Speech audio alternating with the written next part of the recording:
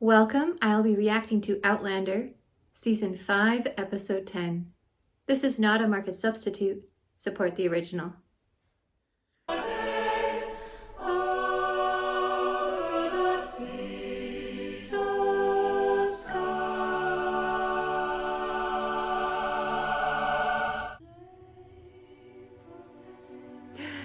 Ooh, a cobbler.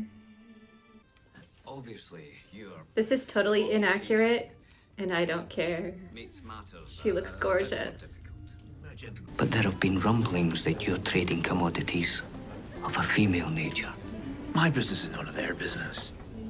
And young Jeremiah will be with his father. Ew. Pippin.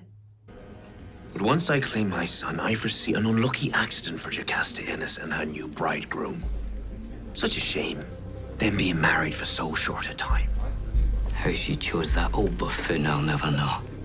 They talk about an awful lot of sensitive things in brothels on this show, and it makes me wonder if any of the women who overheard it could use that information to turn a profit.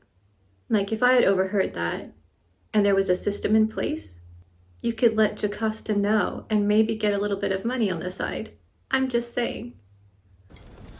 I still don't trust Philip Wiley. Even though he stands to make a lot of money from this deal. Here comes our go-between now, Mr. Alexander Malcolm. Glad you could join us. If we've not returned to Wilmington in 2 days, go back to the ridge. If you don't return, we're coming to find you. I'd actually be more scared of Claire. If I were the villain on the series, like Jamie, I'd be like, I can handle it. But Claire coming to get Jamie, I'd be running. Aren't syringes made of brass? Usually, yes. But I prefer when they're made of glass. It's easier to sterilize. Clean. To use before you heal. Well, I did blow a glass tube for a thermometer last spring. I suppose a glass tube is a glass tube. Come back again in a few days' time. I'll see what I can do. Thank you. He's cool. When was the hypodermic needle invented again? Not for a while yet. Ah, stars and its pause screens. Bree's outfit right here, I absolutely love. It is so well tailored and I love the little capelet. It's beautiful.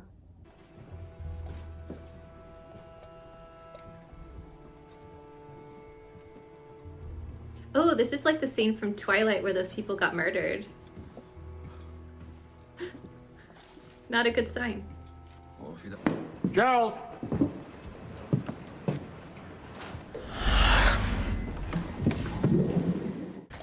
This is our one chance.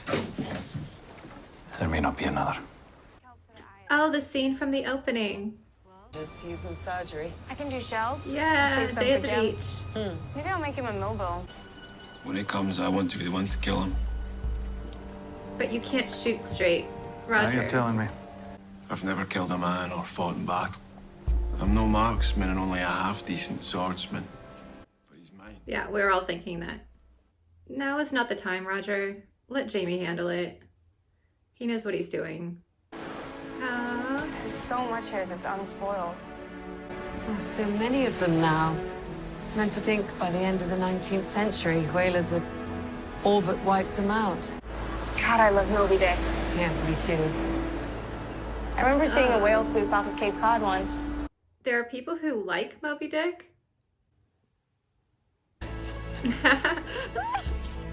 You cannot go to the beach and not do this. Man, that is not as easy in a corset. Yes, it is actually. Okay, Claire has a great outfit too. Look at that little jacket. What if Bonnet goes after these two? Like he figures it out and goes after Brianna. They're too happy. I'm worried. This is too wholesome. What's gonna happen? I don't see Bonnet.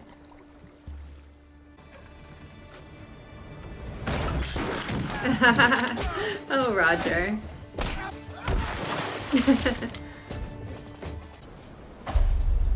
Yeah, that was what I was worried They say about. the sea lives inside every shed. I was walking down the thoroughfare in Wilmington. I saw you from afar. I thought to myself, doesn't she look familiar? You see, I never forget a face. For I'll cut her throat on the count of 3. Shoot him. You have good aim. Go for it. Wait! And you, I'm wanting. Dang. This is not good. At least he left Claire. She's basically okay. Where are we? You're safe on my island. Safe. Where the hell is my mother? I left her on the beach. Can't we just let bygones be bygones? No. I have something for you. I want to do right by you and him. To be a real father. Creepy. You look so beautiful in your gift. Oh, this is like Beauty and the Beast, but horrible. Please come in. It's even gold. Am I supposed to pull out the chair for you? I mean, playing along is the safest thing to do, but it's still horrible. That is a really good dinner, though. The company, not so much. What I need is something I can't buy. A moral compass? To make sure our son knows what to do, how to get on in the world, how to be a worthy gentleman, and no harm will come to you. So basically, give me etiquette lessons or I kill you? What a weirdly awful situation Brianna finds herself in. If I were her, I would just teach him. Play along. Elbows off the table in polite society. And don't bend down to your food. You could read to me. That is something a gentleman would do. Or if you don't know how, then maybe I could read to you. Living with characters, learning what drives them. Usually it's love, money, revenge. What do you think drives me? Money.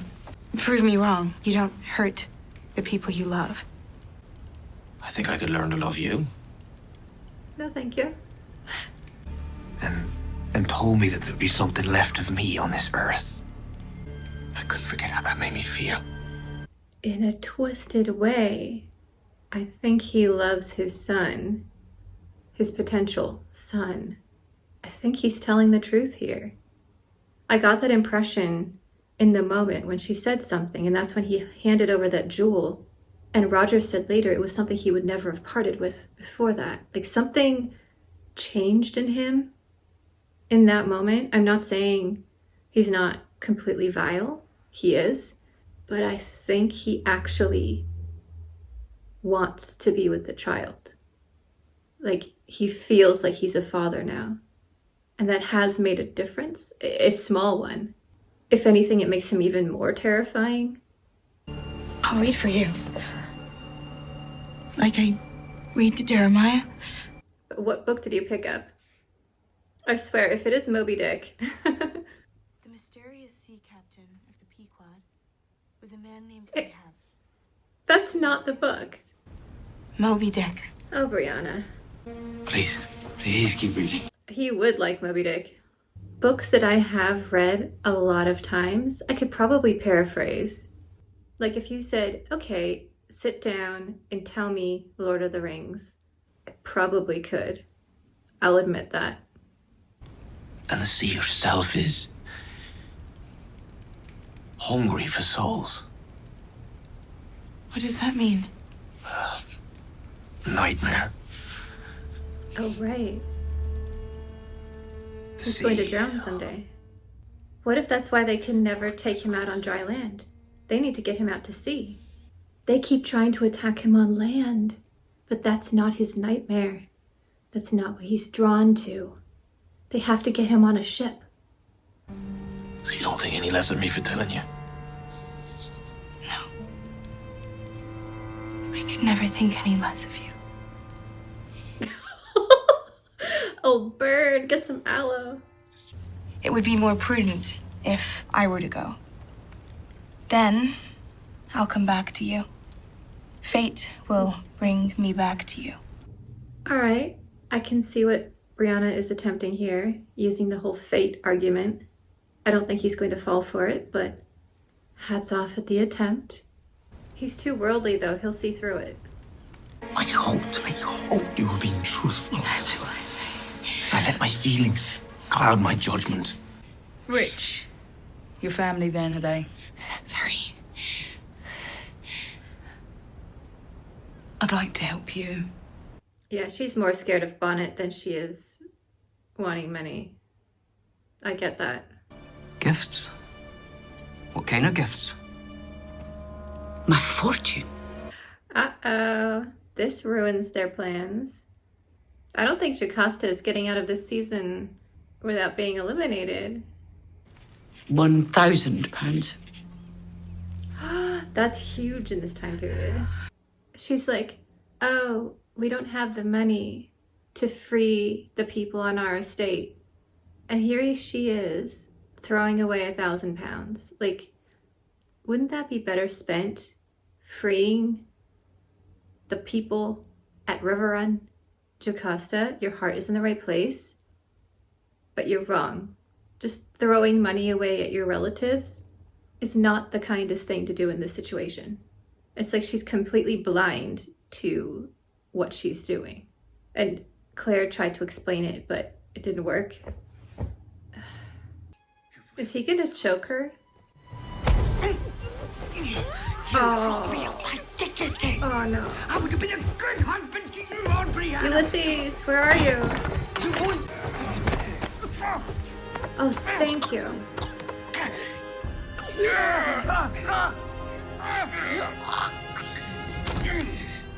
Nicely done. And lift your right heel as I adjust it. That's why we Lift had up. the shoes in the beginning. And I need to bring her home. If he ever learned it was me, he'd slit my throat. You will never find out. Ah, very nice. Has she? Oh, that was worth it though. £6. That's it? Yeah. Oh, thank goodness. I guess he has pure Scottish fury on his side. Stephen Bonnet, known pirate and smuggler, Yes. was tried this morning before the Wilmington Commission. Knew there would be water involved. Brought it on yourself.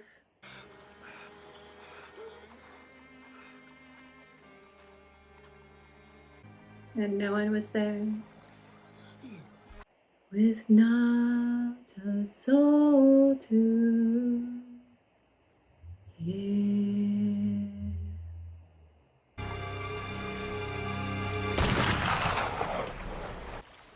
Brianna saved him from his nightmare.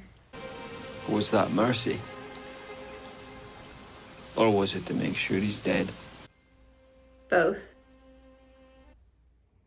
I had a feeling that this episode would be about Bonnet, but I thought he would get away again. But no, I guess this storyline is basically at its conclusion. He is a very charismatic villain. Like, you really dislike him, but are also strangely drawn to him. I think a lot like Brianna was experiencing. And hearing him talk about his childhood and actually being vulnerable with her. It's like you could see windows into maybe a long time ago he could have redeemed himself, but not for many, many years. He was too far gone. And he chose this life and he chose that end. It was a pretty satisfying death scene, though, of a character that fully deserved it.